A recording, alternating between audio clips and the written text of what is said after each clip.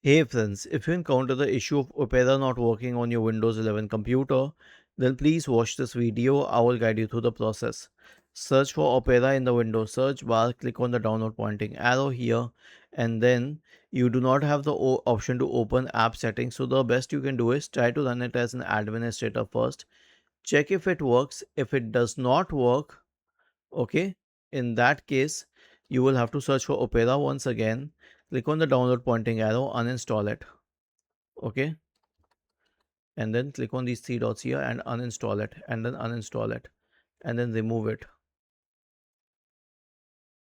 Okay, and then you can search for store in the Windows search bar and open the Microsoft Store, and then search for Opera and hit enter, and then go to Opera and then select install.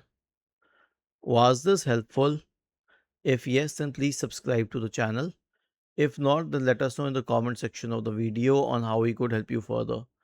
Thank you for watching this video and have a nice day.